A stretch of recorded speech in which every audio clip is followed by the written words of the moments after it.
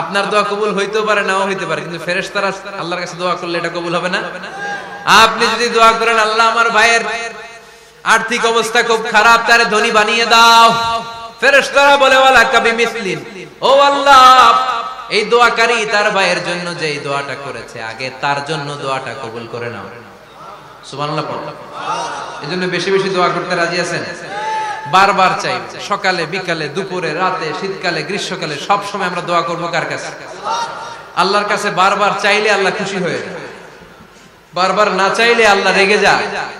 দুনিয়ার সিস্টেমের একেবারে বিপরীত। আমি যদি এই ভাইয়ের কাছে কোন একটা বিষয় নিয়ে আজকে যাই, ভাই আমারে 1000 টাকা দেন, বিপদে পড়ছি, দিল 1000 টাকা, নেন বিপদ সারা উদ্ধার হবে। এক সপ্তাহ পরে আবার ভাইজান বড় বিপদে আছে, 1000 টাকা। তারপরে উনি লজ্জায় পড়ে দিবে, আসছে যখন দেই। পরের সপ্তাহে আবার মিয়া সাহেব 1000 টাকা। ওই দিন বলবে ভাই 1000 নাই, 500 নিয়ে আসেন। কথা কম। এর পরের মাসে যদি বলি ভাই বিপদে পড়ছি, দিবে নাকি? লাঠির বাড়ি আছে না নাই? প্রতি সপ্তাহে সপ্তাহে তোমার বিপদ।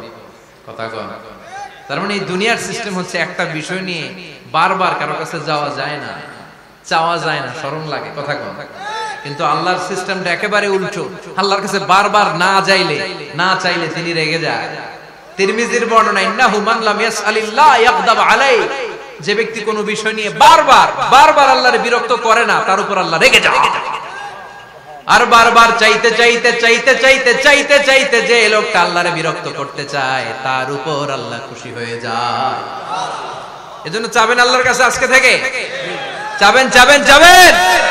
দোয়া করলে যে কবুল হয় বিশ্বাস হয় মুসলমান। নেক আমলের ওসিলা দিয়ে দোয়া কবুল হয়।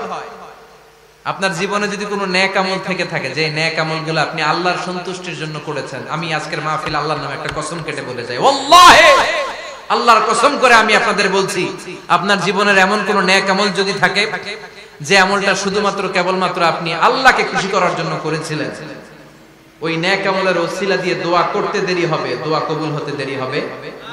বিশ্বাস হয়? সন্দেহ লাগছে মানে? বিশ্বাস হয় সবার? নেক আমলের ওসিলা, ওই নেক আমলটা শুধুই হয়েছে কার জন্য? চোখের পানি ছাড়ছিলেন এক রাতে আল্লাহর ভয়ে, কাউরে দেখানোর জন্য না। ওই নেক আমল। রাত্রিবেলা হেঁটে যাচ্ছিলেন মসজিদের পাশ দিয়ে, দেখলেন দান বাক্স লেখা, কেউ নাই। কচকচে 500 টাকার নোট বের করে ঢুকাই দিছিলেন। এটা হচ্ছে শুধু আল্লাহরে দেখানোর জন্য নেক আমল, ঠিক কিনা?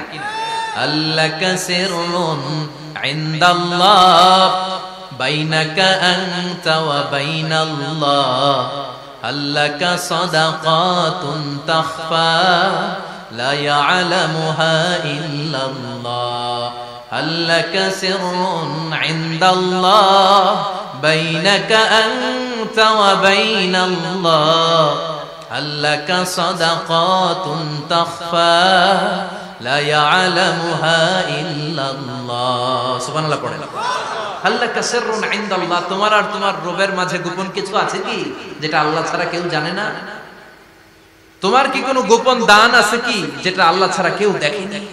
সুবহানাল্লাহ পড়েন।